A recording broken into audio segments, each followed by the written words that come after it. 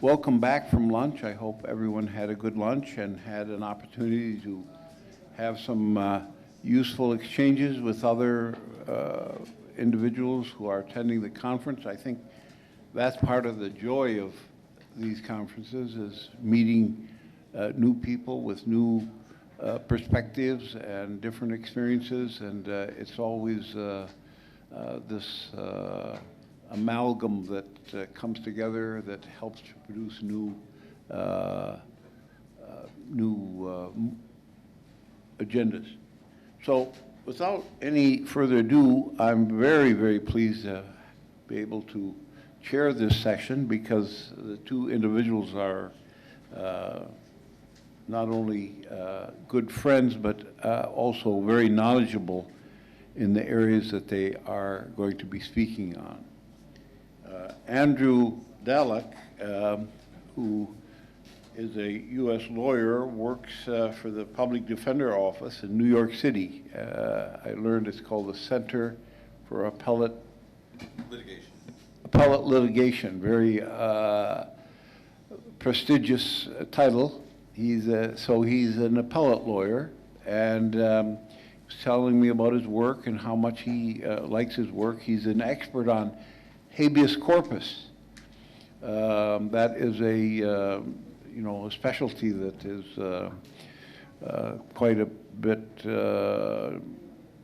specialized in American law, and he does a great deal of research and writing and in his work, and he has so gratefully accepted to make a presentation today, and we've discussed the content of it over the last several days, and I think you're both going to enjoy what he has to say. So thank you, Andrew. Well, thank you, Abdeen. I'm going to stand, if that's all right with everybody, just because it's after lunch, and I think we're all kind of feeling a bit low energy. I'll try and bring some of that energy back. So thank you, Abdeen, for that very kind introduction, totally undeserving. I should say that first and foremost, I'm very flattered and humbled to have been invited to speak here and participate in this conference and meet so many of you. I want to first, thank Dr. Anas At-Takriri for, organizing this conference and for putting it together with the rest of his team, and I do hope him a speedy recovery. And I would be remiss if I didn't thank Reged for all of her efforts. I have been emailing back and forth with Reged for months now on a variety of different issues, and she is absolutely fantastic. And really one of the biggest benefits to attending and participating in this particular conference and in getting to know ICFR has been getting to know Reged. So in case you haven't really spent time talking to her, I encourage you to do so. She already likes you. I just had to make sure. So one more caveat. So I'm very new to all of this. I'm just graduated from law school, just passed the New York bar.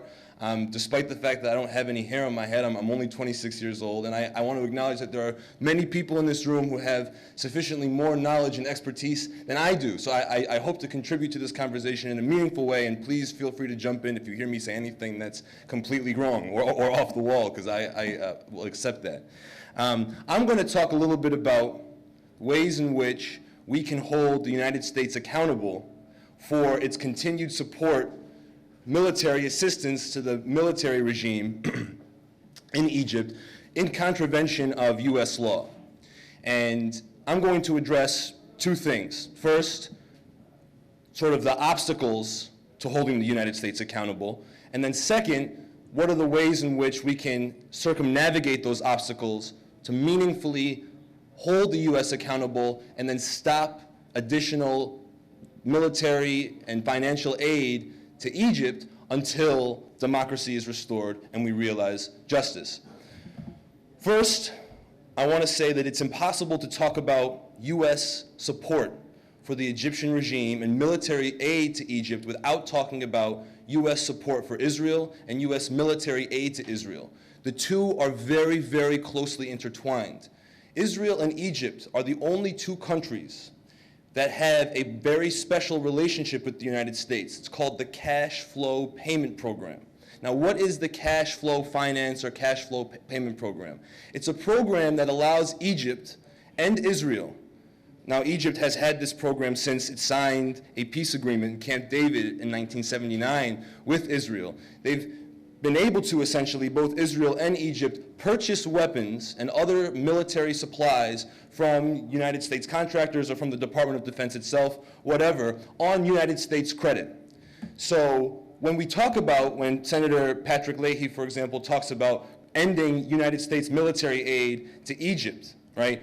It's not something that can happen immediately. It's just not that simple, because Egypt has already requested and has received weapons from the United States that the United States is obligated to pay for 5, 6, 7 years down the line. If the U.S. were to all of a sudden just end and say, we're not going to send you any more military aid, we're not going to send you any more Apache helicopters and weapons, they would get into some serious contractual quagmires. And while I'm not a contracts lawyer, I can say that I'm sure the U.S. wants to avoid any and all contractual litigation around these issues. So this is a very serious obstacle that we have to address. And that's why I think whatever program and practical solutions we come up with today and that we carry forward into the future must contain, must appreciate the fact that the United States is supporting the Egyptian military out of a desire to maintain Egypt's military superiority in the region solely for Israel's benefit. So when we are talking about ending military aid to Egypt, we have to associate that with popular demands to end U.S. military aid to Israel. I think this will help bolster our argument. There's already a robust national movement in the United States about ending U.S. military aid to Israel. It's something that people have gotten behind, particularly in such dire economic circumstances, right? It doesn't make sense to the average U.S. taxpayer. Why should he or she have his or her taxes sent to Israel, $3 billion worth a year, or to Egypt for that matter, when we have public school systems in the U.S. that need to be rebuilt, let alone we need new textbooks and new schools, we need better highways and infrastructure, right? This is all money that the United States government can and should be spending in the United States and should not be giving to oppress Palestinians in Palestine or Egyptians in Egypt. So working around that cash flow finance program, or acknowledging that the cash flow finance program exists, we can say that notwithstanding, we're going to instigate a mass popular movement in the United States that demands that the U.S. end military aid to Egypt if and when it reasonably can, pursuant to its own cash flow payment program. One of the other obstacles is the Foreign Assistance Act itself, so the FAA. I think, I don't remember who it was, but somebody brought up the question of, in the last session, what obligation does the United States have to call a coup a coup? And the answer to that question is none. It doesn't have an obligation. So in the case of Sisi's, quote-unquote election, or the counter-revolution and the overthrow of Morsi and the rest of the democratically elected government in Egypt, the United States never referred to it as a coup, because to have done so would mean that the United States would actually be in violation of the Foreign Assistance Act, because the United States technically, according to its own laws, cannot give money to military coups, to governments that have overthrown democratically elected officials. Now, in this case, and we can contrast this with the recent military coup in Thailand, the United States never explicitly referred to the revolution, or the counter-revolution in Egypt, the military takeover, as a coup. And this is significant. And the reason that it was able to do that is because of the media issues that we mentioned before, the misinformation about the number of people that were in the streets demanding Morsi's removal, misinformation about some of the abuses that happened under Morsi's regime. All of this sort of, the U.S. used to bolster the idea that what happened wasn't really a coup. It was a counter-revolution. It was the people coming into the streets and demanding that the military take over because Morsi was failing the people. He was failing the people's democratic expectations. The United States isn't supporting a military coup. It's actually supporting the aspirations of the Egyptian people. This is what the U.S. would like its citizens to believe. It's what the U.S. would like the rest of the world to believe. But we know better than that in this room. And we have the responsibility to call a spade a spade. If it walks like a duck and it quacks like a duck, then it's a duck, right? And in this case, this is a military coup. And we need to insist that the U.S. call it what it is. because that way it will give us more legal leverage to use the Foreign Assistance Act, the FAA, as a sword against further military assistance to Egypt. Now, the problem with this is that there was a case in the 80s, Crockett versus Reagan, and there were members of Congress who were opposed to Reagan's manipulation and intervention in El Salvador and support for a military dictatorship in El Salvador. And so these members of Congress sued Reagan in an attempt to hold him accountable to the Foreign Assistance Act, which said that you can't give money right to a military coup. The courts in the United States, and this is kind of going into one of the reasons why it's very difficult for us to see relief in federal district court or in any federal court, U.S. courts operate with two very important sort of doctrines. The first is the separation of powers doctrine that delineates different authorities between the three distinct branches, judicial, legislative, and executive. And the second is the political question doctrine, which is just a manifestation, a continuation of the separation of powers doctrine, which simply says that a district court, a federal district court, cannot and should not decide a political question, one that has been delegated or relegated by the Constitution to another branch. So in Crockett versus Reagan, the district court in D.C. and then the D.C. Court of Appeals never addressed the merits of the congressman's claims. They never actually got to address the issue of whether or not Reagan was violating the Foreign Assistance Act by continuing to give money to El Salvador after the military coup. It said that it was unable to decide any of these questions on their merits because of the separation of powers doctrine, because these were issues that were better relegated to the legislative and executive branches, and further than that, this was a political question over which district courts really have no expertise and therefore no authority to decide. Now, this is a serious obstacle for us to seek redress and some sort of resolution in the courts. But I would argue that that doesn't mean that we shouldn't be looking for potential plaintiffs to raise claims in federal district court, to force the U.S. district courts to not only say that they're unwilling to take these cases, but to also bring more attention to the issue.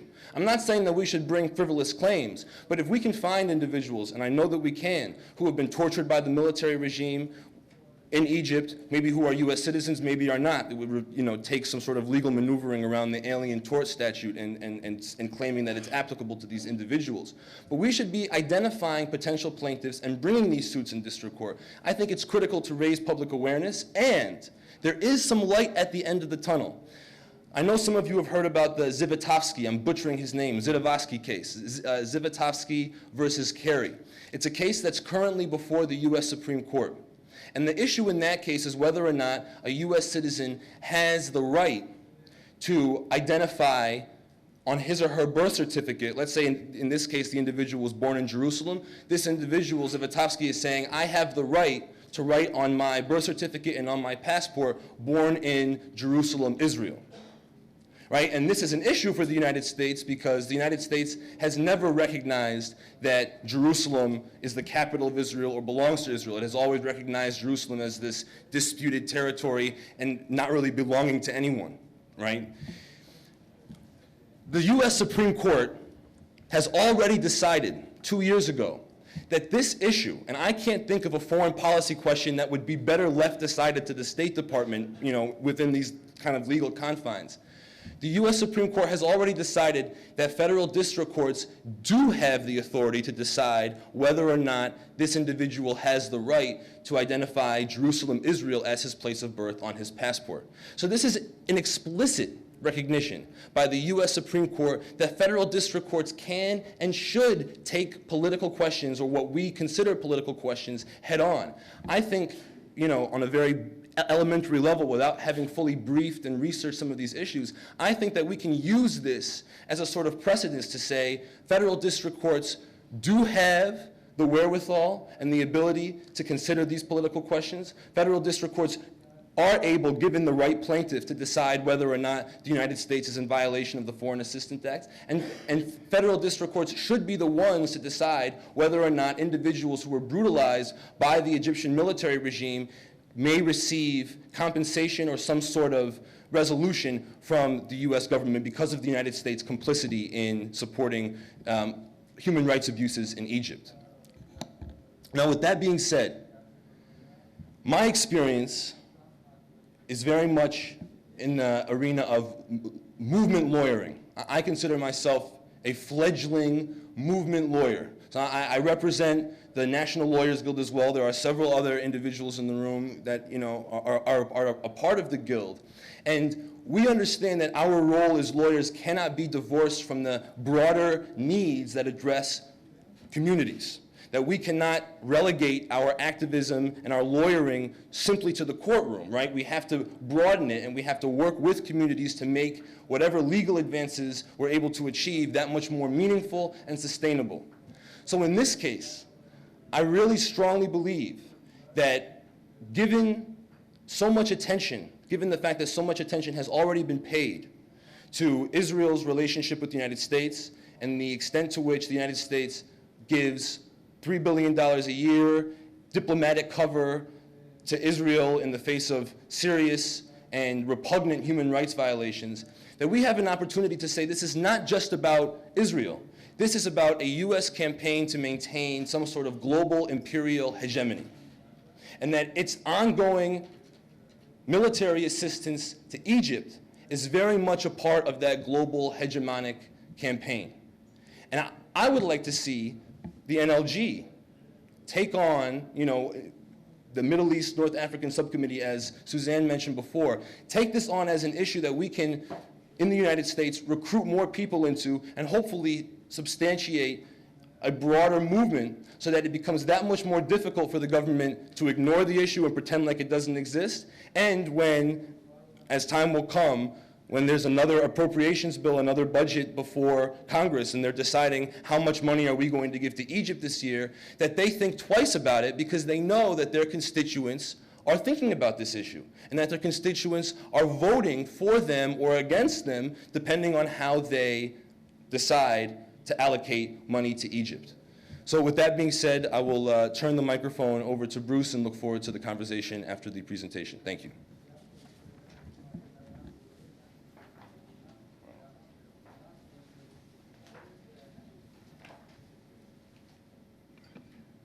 Bruce Nestor is a Lawyers Guild attorney in Minneapolis, Minnesota, who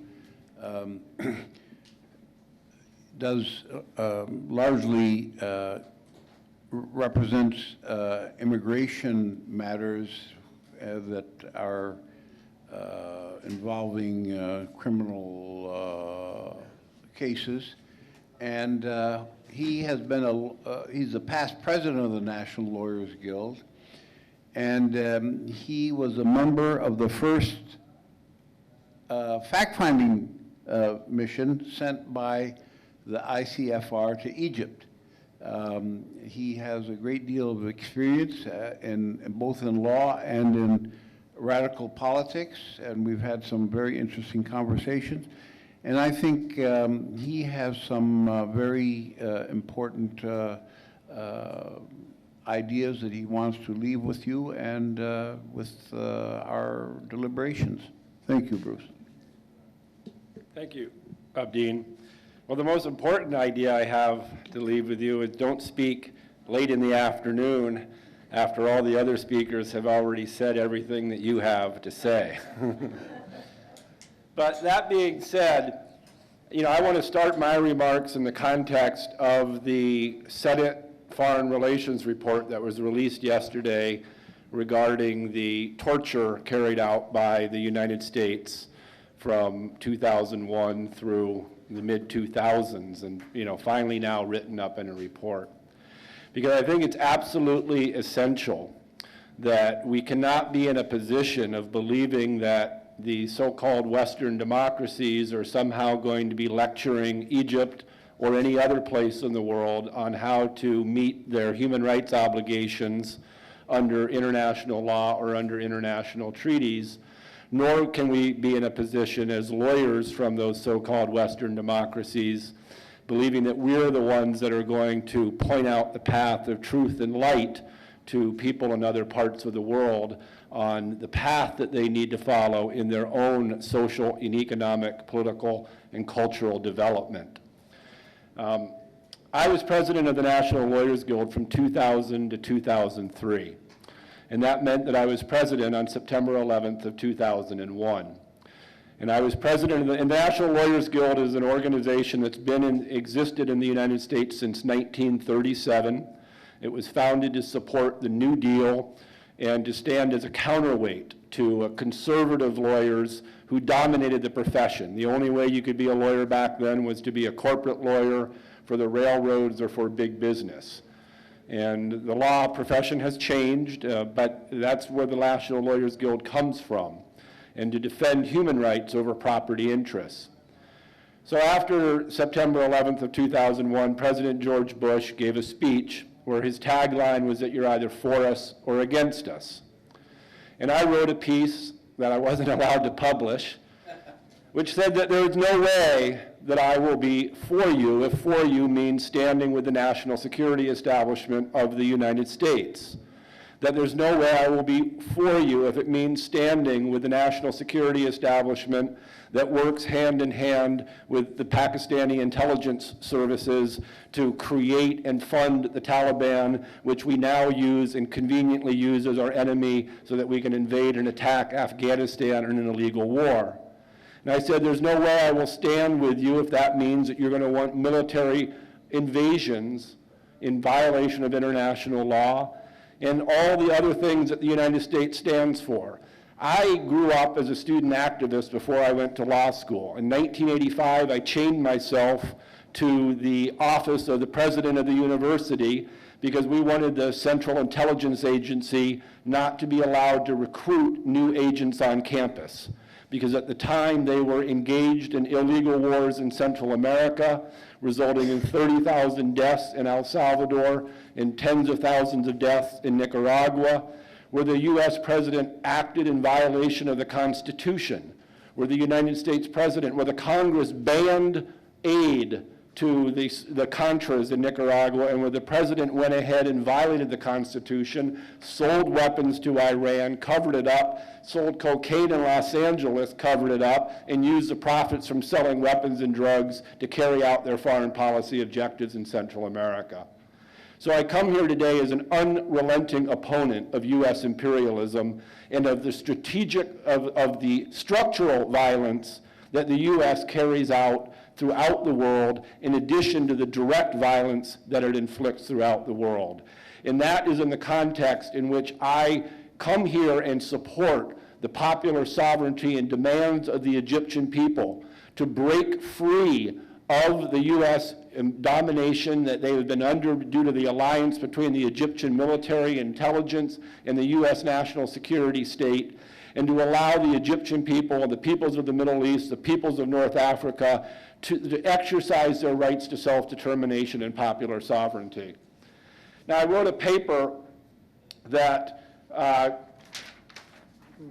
don't think has been reproduced yet and distributed, but there are a few things that to come back to the themes I've talked about so far, I want to touch upon. Many of you, I assume, are familiar with the Human Rights Watch report that came out in August of 2014, which recognized that the attacks on Rabaa Square were not, quoting directly from the report, was not merely a case of excessive force or poor training. It was a violent crackdown planned at the highest levels of the Egyptian government. Many of the officials, same officials, are still in power in Egypt and have a lot to answer for. I believe that's an entirely accurate statement, not only about the Egyptian authorities' responsibility for the massacre in Rabaa, but about the United States elected officials responsible for torture policies, responsible for the illegal invasion of Iraq and of Afghanistan, and the policies of violence. And at the very highest level, those were planned and carried out, and we still have entire impunity for those officials in the United States as well as those officials in Egypt. That's the impunity that I think we need to seek to build a project to end. Amnesty International indicates that they gathered damning evidence indicating that torture is routine in police stations and unofficial places of detention, with members of the Muslim Brotherhood and their supporters particularly targeted. It is carried out by both the Egyptian military and police, including in premises belonging to the National Security Agency, in many cases with the objective of obtaining confessions or to force detainees to implicate others. Word for word, that applies to the torture report issued yesterday. The torture was carried out to obtain confessions or force detainees to implicate others. It was carried out on premises under the operation of the national security agencies of the United States. It was carried out by the United States military in Abu Ghraib. Word for word, that those are the policies of the governments that we have to build a popular movement to confront. The National Lawyers Guild approaches our legal work in the United States with the understanding that the legal struggle cannot take primacy. We are not going to make the changes, the basic structural changes in society using the legal system that own society, that the rulers of that society created. I am all for the rule of law. I believe it's an essential component of a just society. But I also believe in asking the question, who writes the laws? And the laws get changed when there are popular movements that bring social pressure to change them. The role that I see it of lawyers is what can we do to aid those popular movements? What can we do to create space where popular movements have the political space to organize, to grow stronger, and to demand change? How can we defend them? What can we do to provide some tools to popular movements to use in arguments and use in political work to gain broader and universal appeal? And so I think that's one of the things I hope that we can discuss today and throughout the rest of this conference, is what do we do to build a popular movement and as a transnational and across borders popular movement. And as lawyers, what do we do to aid that? What do we do to create space so that people in Egypt have at least some space to organize? What do we do to articulate international legal principles and principles that nations have signed on to, that although we may not have institutions that can make and enforce judgments that back up those principles, at least articulate universally accepted principles that can be demands of popular movements for them to exercise their own sovereignty and their own rights of self-determination. And so we are not going to get rid of the coup government, and I don't believe that international legal institutions are going to either hold the coup government in Egypt to account or hold the U.S. national security establishment to account. That will occur as in a process of building a movement that can change the type of military and strategic relations that Andrew was talking about. It's a popular movement that confronts Islamophobia. It's an absolutely crucial task in the United States and Britain in particular, where I'm more familiar, but throughout Europe too, to challenge Islamophobia in the view that's taken of the Peace and Justice Department party, in the view that's taken of the Muslim Brotherhood. And that doesn't mean that we won't have profound differences. I call myself something ranging from a revolutionary socialist to a communist. Not a religious bone in my body. But my first trip to Egypt was in 2004 to investigate trials of the Muslim Brotherhood leadership under the Mubarak regime. And what I saw from the people that hosted me and that talked to me about Egyptian society was a movement that was interested in national self-determination, that wanted to educate people, that wanted to feed people, and that wanted to break people free of domination by the United States, where their nation was being used to serve interests other than the interests of the people of Egypt. That's something I can ally with and stand behind. And that we need to discuss our differences, but we also need to build on what our commonalities are. And in the United States, we have to overcome not only Islamophobia, which is based in religion and culture, but also this entire concept of the war on terror. Because the war on terror is going to drive the United States national security establishment to continue to support the Egyptian military and intelligence services. Those ties are deep, not only in terms of the policy of how it relates to supporting Israel, but the entire private, corporate, military industrial complex.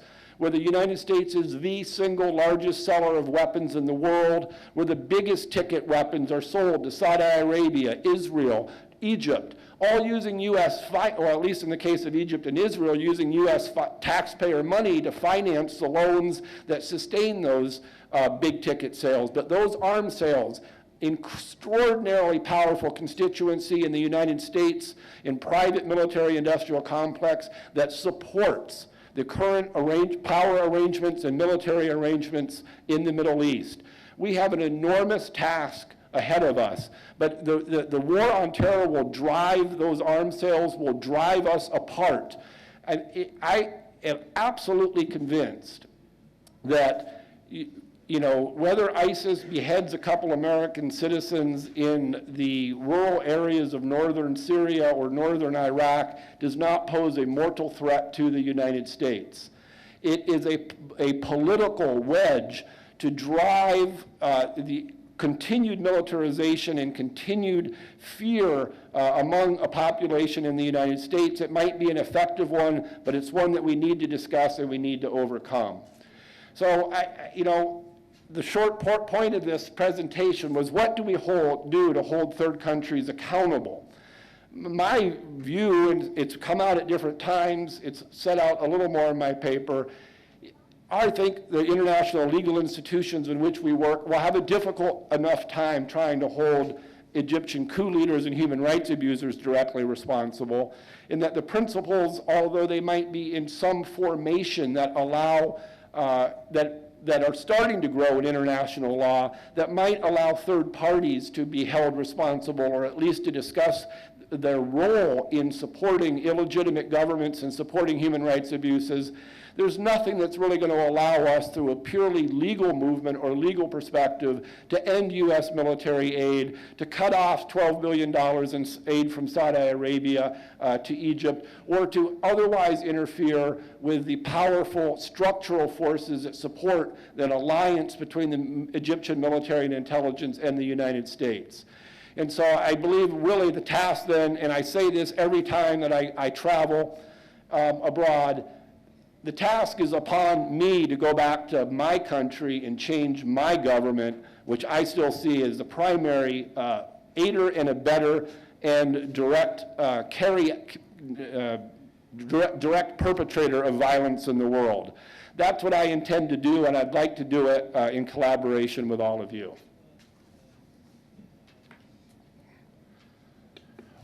Thank you, Bruce. I'm just overwhelmed about how all of these panels that we've had today are in sync with one another, and how they seem to be developing a kind of a movement and synergy in terms of movement about how we think about these problems, both legally and in terms of popular action.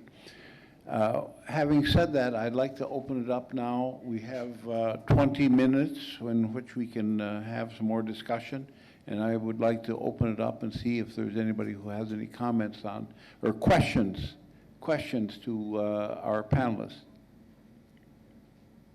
Yes, Maha? Thank you. Again, this is brainstorming, if you like, but I'm inspired by what I've heard, and I like the idea that there was a mention of movement, and it seems to me that what we're talking... Could you please speak into the... Yes. It seems to me what we're talking about is not only a legal issue, but one that is a movement, a broad movement within countries, but maybe across countries, of values, of certain values that we share, of the type of international system we would like to see. And I think that what we need to be looking towards is more and more how to again bring that about. It's interesting that the last speaker said that despite a different ideological strain, that he could see that what the Brotherhood in Egypt were about. I think one of the biggest challenges, and it's one that I mentioned to one of the colleagues around the table earlier when we were having lunch, we were discussing, we said we wanted to raise the issue of where the left and the secularists within Egypt were in relation to this movement against injustice and against the regime. And I think this is one of the challenges we face. We need to bring different ideological forces together in what really is a single fight. I think those outside of Egypt have their reservations about the Muslim Brotherhood and so on, but those remain reservations. They can still see a little bit more clearly than those inside. The polarization is not as powerful, nowhere near as powerful as it is inside Egypt. One means to overcome that polarization, perhaps, or to help overcome it, is for those voices outside of Egypt, like yourselves, to, in a sense, speak out more clearly in a format similar to today's, actually, so that not only against the regime, but so that others in the region that are not from the Islamist movement can hear what is being said. How to get that message across is very important, because part of the dilemma we have in Egypt is that the role that was played also by secular, liberal, leftist, all in quotation mark, forces and individuals, in somehow making, in some respects, I'm not lumping them all together, the coup possible, the continuing narrative possible, and also perhaps feeding into a bigger plan, which may not be the subject of today's meeting, but an American, I think, led, again, alternative that let's, in case the military fails, let's still try to direct the possible alternative. One that marginalizes, again, the vote of the ordinary Egyptian that voted for the FJP or President Morsi. And then you have the whole issue arising of no to the military, no to the brotherhood. Possibly, if that's what the Egyptian people want. But maybe that's not what the Egyptian people want. Maybe it's to vote in, again, the FJP. Maybe it's for a different kind of combination. So what I'm saying is we want an alternative that's not directed either by the outside, and one that's also not directed by those interests that have driven Egypt's politics for generations, the military, a business elite, a corrupt judiciary, and a lot of other vested interests. And it's somehow trying to find the forces outside Egypt and those inside Egypt to come together that will allow the Egyptian people to choose, as they did in 2012, but to choose this time without interference from those vested interests. Thank you. Thank you. Anyone else? Yes, Audrey? Yeah, I want to follow up on that, on the question of the role of the left. I'm also a member of the National Lawyers Guild, and as you can see, we're an anti-imperialist movement. But I think it's really important in places like this for us to have a frank discussion about the role of the left, the mistakes of the left, during the Arab Spring. I think the left in Egypt allied itself with the old regime, and in fact, parts of it called for the military to come in, as well as the ouster of Morsi. And this is not just an analysis of things that passed. It's happening today in Tunisia, for instance. The same polarization between Islamists and leftist secularists is happening today. It's affected the election that took place there last month. and it's affecting the presidential elections that are going to take place within 2 weeks. The leftist party refused to back Ennahda, which is the Islamist party. It was part of the coalition that forced the Islamist government out of power and brought in a technocratic neoliberal government. It's really important for the left to see its errors, to admit its errors, certainly in Egypt, and for the left abroad to change this, because it's going to continue to happen. It's kind of the Islamophobia that we have in the U.S. and in the West is also being repeated in the Middle East, and it's time for the left in the West to not support it, because for instance, the French socialist and communist parties backing the left in throwing out the Islamist government, and that's got to change. Thank you. Anyone else here? Yes, down here. Please identify yourself.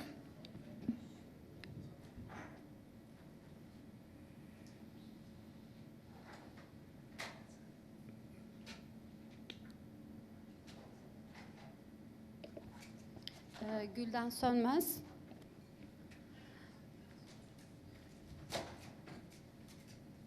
Evet, tercüme dezavantajını terse çevirdim galiba şu anda. Sanırım başlayabilirim herhalde. Şu an dünya üzerinde özellikle son 10-15 yıldır çok da yoğunlaşan bir terörle mücadele konsepti var.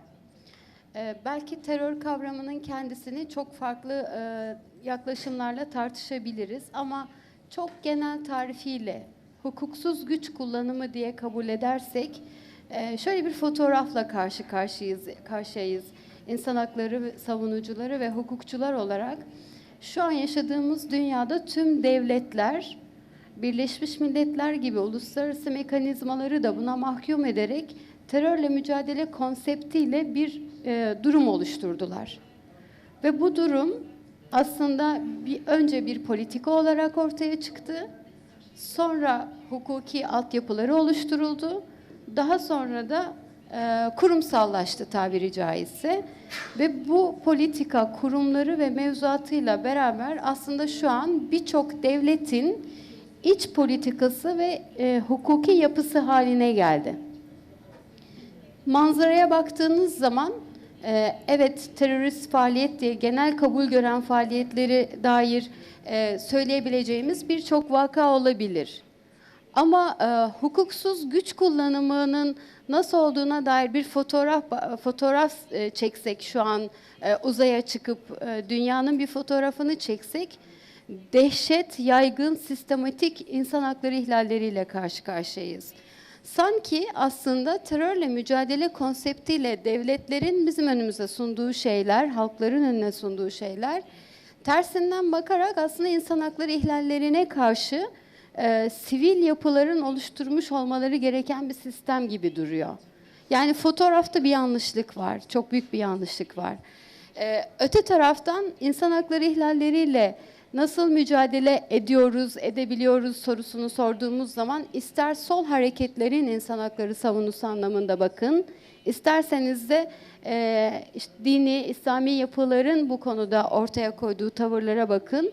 Biz Birleşmiş Milletler'in insan hakları için oluşturduğu görevleri yerine getirmesini bile etkileme konusunda aciz bir pozisyondayız. Mısır'daki Rabia Meydanı'ndaki katliam bence bunun en zirve noktasıdır. Türkiye'de bir şey vardır, bir söz. Bazı insanlar belki gayrimeşru bir şekilde ya da fakirlikten bakamayacağı çocuklarını cami avlusuna bırakırlar. Bir hayırsever bu çocuğu, bu bebeği bulup baksın diye. Biz yıllardır sürdürdüğümüz insan hakları mücadelesinde insan hakları için cami avlusuna bırakılmış bebek derdik. Ama şu an günümüz dünyasında artık son yani Mısır ve Suriye'den sonra insan hakları bir sokak çocuğu olmuştur. Ne bakanı gözeteni vardır, ne de bunun sorumluluğunu taşıyanları vardır. Ve mümkünse de insan hakları mücadelesi biraz toplumdan uzaklaştırılması gereken, tecrit edilmesi gereken bir pozisyona büründürülmüştür. Buradaki birçok insan hakları savunucuları bunun pratiğini de arazide, sahada ya da hukuk mücadelesinde görürler. Peki şöyle bir kapı açabilir miyiz? Mısır, Amerika ve darbedeki Amerika'nın rolü üzerinden bakarsak, biz insanlara Amerika'nın Mısır'daki darbecilerin, Mısır'daki katliamlarda Amerika'da yaşayan bir bireyin ne kadar sorumlu olduğunu anlatabilir miyiz? Bundan kendisine bir pay düştüğünü, istese de istemese de böyle bir pay düştüğünü anlatabilir miyiz? Doğal olarak Mısır'daki darbeyi destekleyen bir siyasi figürün ya da bir kurumun, bu sadece Amerika için geçerli değil, bunun mümkün olduğu diğer ülkeler, hukuki olarak mümkün olduğu diğer ülkelerde bireyleri bu siyasi figürler hakkında en azından soruşturma konusu oluşturacak şekilde hukuk ortamları, yargılamalar oluşturabilir miyiz? Biz Türkiye'de Mısır'daki darbeden sonra Mısır'daki insan hakları ihlalleriyle alakalı bir suç duyurusunda bulunduk. Ben ve 4 arkadaşım. Yaklaşık 1 yıllık bir süreç bu soruşturma. Darbeden hemen sonraydı. Türkiye'de evrensel yargı yetkisi var, bazı ülkelerde olduğu gibi. Biz dünyanın başka yerlerindeki insan hakları ihlalleriyle ilgili ve insanlığa karşı işlenmiş suçlarla ilgili Türkiye'de böyle bir hukuk yolu kullanabiliyoruz. Ve Türkiye'deki siyasileri de aslında bazı ülkelerdeki politikalarıyla ilgili etkilemeye de çalışıyoruz bu yolu kullanarak. Henüz biz somut bir sonuç alamadık. Suriye ile ilgili de aynı şeyi gerçekleştirmiştik. Ama şöyle bir yolun hukukçular ve insan hakları savunucular tarafından açılması gerektiğine inanıyoruz. Artık dünya devletlerin tekel medyası elinde değil. Artık iletişim biraz daha bireylerden bireylere daha özgürce gerçekleşebiliyor. O halde ihlallerle ilgili sorumlulukları da devletlerin gündeminden çıkarıp alanları ne olursa olsun sivil toplum kuruluşlarına, insan hakları savunucularına, bireylere, evinde oturan ve başkaca aslında çok şeyle ilgilenmeyen birisinin gündemine taşıyabilir miyiz? Bunun için de tıpkı terörle mücadele konseptinde oluşturulan o mevzuat ve altyapı ve kurumlar gibi bizler de acaba evrensel insan hakları ilkeleri ve korunmasıyla alakalı daha farklı, en azından devletlerin elinde olmayan sivil konsensuslar oluşturabilir miyiz? Bence bunun üzerine daha pratik adımlar atmak ve belki her ülkede olan, bizim Türkiye'de yaşadığımız tecrübeyi, sizin kendi ülkelerinizdeki yaşadığınız tecrübeyi bu anlamıyla bir araya getirip yeni yol haritalarının çıkarılmasına ihtiyacımız olduğunu düşünüyorum. İnsan haklarını bir sokak çocuğu olmaktan kurtarmamız gerekiyor.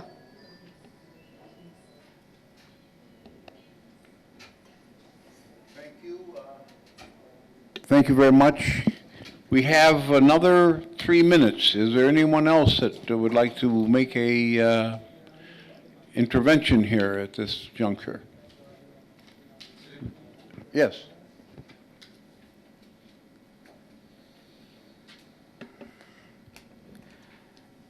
في الواقع ما يحدث داخل مصر أمر غريب شوية من نوعه.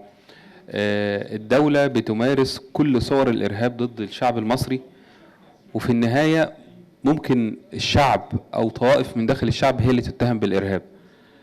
يعني أنا هدي حضراتكم أمثلة الواحد كثيرا ما بيشوفها أو بيحاولوا إن هم يتواصلوا معايا.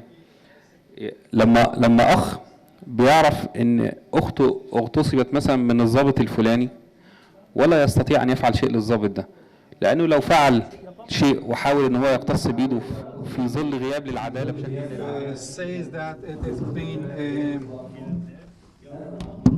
it has been raped by someone, and I mean he was just trying to defend his sister, but he was alleged with the accusation saying that he was fighting against the person who has raped the sister. And if a father tries to protect the son in the Rabia circus, then that father is just going to be held responsible for being against to the police forces. And then the father becomes really very vulgar, vulnerable against to this government terrorism.